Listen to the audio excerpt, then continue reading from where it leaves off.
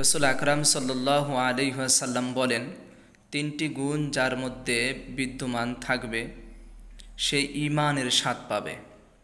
এক নম্বর হলো আল্লাহ ও রাসূলকে সমস্ত কিছুর চাইতে অধিক প্রিয় পাত্র বানিয়ে নিতে হবে। দুনিয়ার যা কিছু আছে সব কিছুর চাইতে আল্লাহ এবং রসুলকে প্রিয় পাত্র বানাইতে হবে। রসুলের ভালোবাসা, আল্লাহ তাআলার ভালোবাসা সর্বপ্রথম আগে জায়গা দিতে হবে। দুই নম্বর অংশ হলো আল্লাহ নবী সাল্লাল্লাহু আলাইহি সাল্লাম বলেন যে কাউকে ভালোবাসলে আপনি শুধু আল্লাহ তাআলার সন্তুষ্টির জন্যই কাউকে ভালোবাসবেন।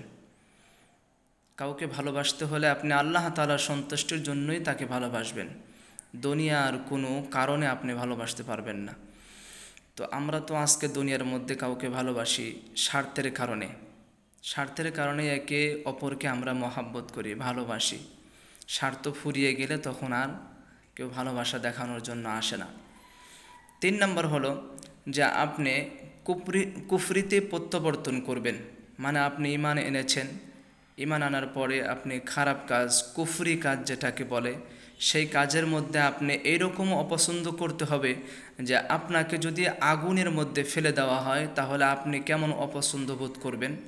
এজন্য ঈমান আনার পরে আপনি কুফরির মধ্যে লিপ্ত হওয়াকে আগুনের ভিতরে প্রবিষ্ট হওয়ার মতো আপনাকে অপছন্দ করতে হবে। তো বোঝা গেল যে কুফরি আপনি করতে পারবেন না ঈমান আনার পরে, যদি আপনি আল্লাহ তাআলার প্রতি বিশ্বাসী হয়ে থাকেন। এজন্য আপনার আমার সকলের উচিত যে ঈমান আনার পরে আমার ঈমান যেন নষ্ট যেন না হয়ে যায়, আমার ঈমানের ভিতরে যেন কোনো কমতি না থাকে।